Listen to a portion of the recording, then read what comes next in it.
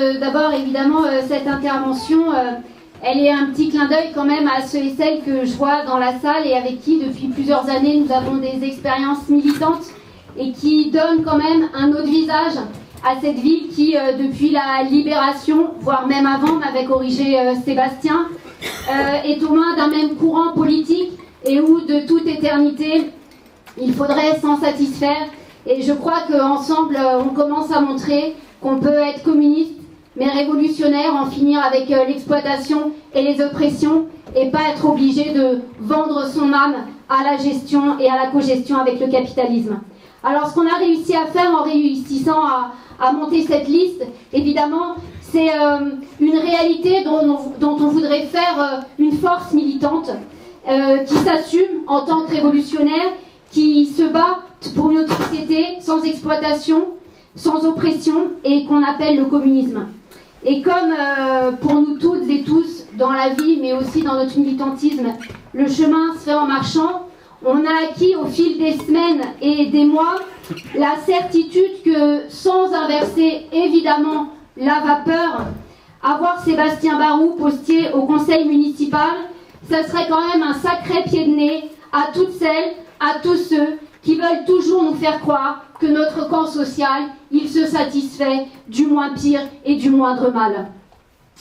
Alors oui, 22 ans d'enseignement ici à Gennevilliers et une première année quand même à Argenteuil, dont je salue des collègues que j'ai vus dans la salle et qui y travaillent, et qui s'était finie, c'était ma première année en tant que titulaire, et qui s'était finie par 1 mois et demi de grève reconductible. Il n'y a pas meilleure entrée dans n'importe quel métier, j'imagine, contre une nouvelle énième contre-réforme des retraites. C'était en 2003, et c'était aussi le moment de la deuxième guerre du Golfe, celle de Bush fils. Elle faisait rage, c'était il y a 23 ans. Et il y a 23 ans, il y avait eu un énorme mouvement anti-guerre. Et c'est vrai qu'au moment où Macron et son gouvernement veulent nous faire croire que le porte-avions Charles de Gaulle a juste été mis en place pour décorer le détroit d'Ormuz, il serait bien temps quand même que l'on se mette ensemble à construire un mouvement qui s'exprime pour le refus de la guerre et pour l'arrêt immédiat des bombardements.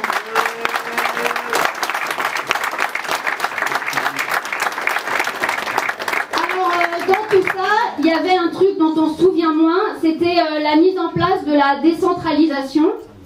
Et alors toutes les collectivités depuis, vous l'aurez sûrement constaté, font ouin-ouin parce qu'il n'y a pas assez d'argent, parce que les subventions ne sont pas suffisantes et parce que ce qui pèse sur elles vraiment est trop énorme au regard de ce qu'elles ont à gérer.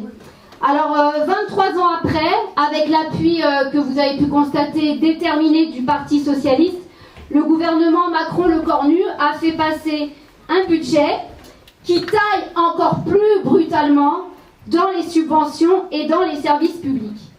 Alors que fait la gauche unie, ici à Gennevilliers, et qui dirige la ville, gauche unie, PS, PC, écologiste, eh ben, elle fait ce qu'elle fait de mieux finalement avec ses 7 ou 8 postes de conseillers municipaux du Parti Socialiste. Eh bien, elle s'adapte et elle gère, et en plus elle l'écrit. Elle n'a même pas honte. Alors dans un texte sur le budget 2026, donc évidemment pas le genre de texte qu'on s'amuse à lire tous les jours, qui est relatif aux dépenses de fonctionnement à Gennevilliers, il est écrit: c'est un budget qui s'inscrit blablabla dans un compte, alors qui inscrit un contrôle de la dynamique dans un contexte national contraint. Évidemment, comme toutes et tous, on a des chefs et des patrons, on voit un peu l'idée. C'est pour dire, c'est pas de notre faute, mais on respecte, on s'adapte loyalement. Alors, 2 traductions en exemple de cette adaptation contrainte sur la ville. C'est écrit, toujours je cite: une politique de la petite enfance contrainte. Bon bah donc moins de fric, on a compris l'esprit. Une politique des ressources humaines ambitieuse, mais réaliste. Là aussi on a compris, moins de fric. Et en fait, il est là le cœur du problème. Refuser de s'affronter au patronat, refuser de s'affronter à l'État. Et ça nous met, nous, cette politique. Et bien alors ici, au fil des années, bien sûr, l'autorisation du travail le dimanche au moment de l'ouverture du centre commercial des Chantraines il y a plusieurs années. En même temps, c'est pas étonnant quand c'est la gauche unie. Je rappelle que pour les plus vieux, les plus jeunes apprendront ça peut-être dans les livres d'histoire, qu'au mi-temps des années 90, le gouvernement Jospin du Parti Socialiste est celui qui, de l'histoire du XXe siècle, a le plus privatisé. Donc 2 cadeaux au patronat, en cadeau au patronat, évidemment le travail du dimanche est vite fait. Mais aussi mise en place d'une police municipale après la vidéosurveillance. Forcément, c'était peut-être pas assez satisfaisant et suffisant. Et comme l'ont témoigné certains jeunes que l'on a très sympathiquement rencontrés durant des séances de collage pendant cette campagne, visiblement, la police municipale est tout aussi charmante envers les jeunes des quartiers populaires, surtout quand ils portent des cagoules, que la nationale. Enfin, proposition, alors là, donc toujours gestion contrainte mais ambitieuse du budget.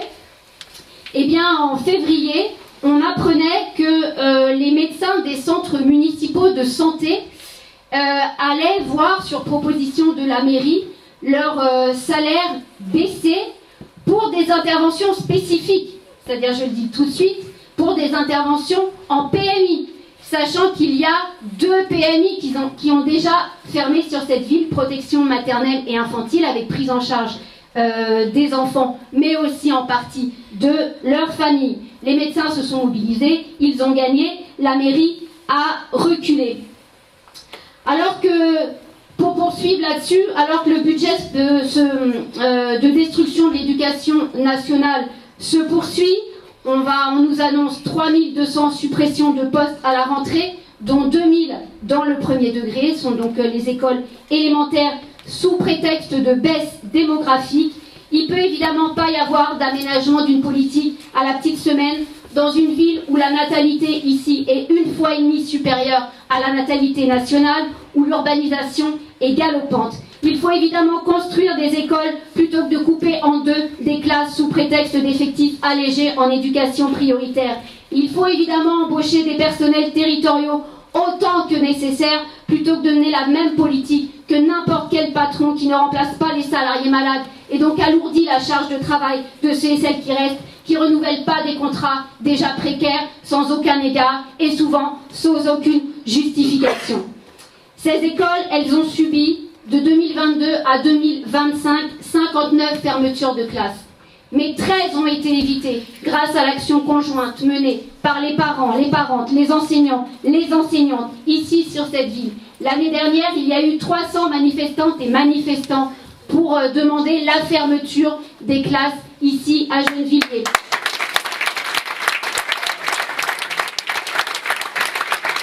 Une centaine environ de parents, d'enseignants, de bébés, d'enfants, de poussettes ont défilé de manière spontanée du métro Gabriel Péri jusqu'au pont de Clichy pour déployer des banderoles avec une sorte d'ahurissement, je dois bien dire, de la police nationale, donc du commissariat et notamment de la commissaire qui hésitait entre réprimer et le fait que beaucoup de poussettes comme ça, au bout d'un moment, si on les bousculait trop, ça allait faire mauvais genre. Alors évidemment, la grève comme seule arme qui vaille partout, mais aussi dans cette ville où la population qui travaille est plus importante que la population qui y vit. Alors nous, on n'est pas des porte-voix de celles et ceux qui font tout fonctionner dans cette société. On n'est pas des porte-voix parce qu'on est ces travailleurs, on est ces travailleuses.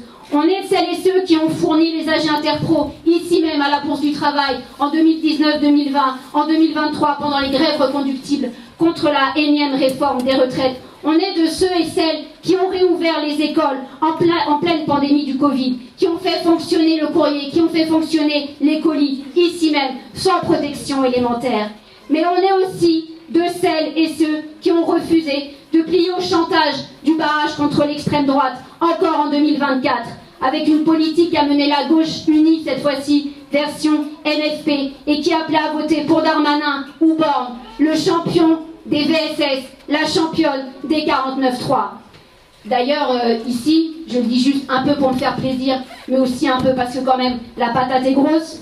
La FI, elle dit qu'elle ne veut pas du tout être un adversaire à Patrice Leclerc et à sa liste. Mais juste, le problème, c'est pas le monde à feu et à sang, c'est pas les charrettes de licenciement, c'est pas les salaires de misère, c'est pas ce qui s'abat sur la jeunesse et qu'a très bien expliqué Loïse. Le problème, ici, c'est pas le génocide à Gaza, dans ses interviews publiques.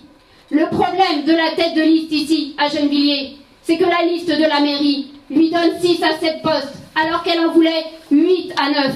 Voilà où on en est. La même liste qui après ira dire « Mais comment se fait-il qu'aux dernières élections municipales, ce réactionnaire de Nkonda, qui est chef d'entreprise, qui est de droite, et bien de droite, ni du milieu ni du centre, de toute façon c'est toujours la droite, et fait 15%. » Alors évidemment, face à cette politique, nous, au soir du premier tour, c'est-à-dire dimanche prochain, on trouve que ça aurait vraiment une belle tête de pouvoir envisager de défendre tout ça dans un conseil municipal. Mais on le dit aussi dès le lendemain, face à la barbarie capitaliste, faisons en sorte que notre liste Gennevilliers ouvrière et révolutionnaire soit un premier pas dans nos combats communs, dans la possibilité que ce que l'on représentait les uns, les unes et les autres séparément avant cette campagne vienne renforcer le camp des révolutionnaires.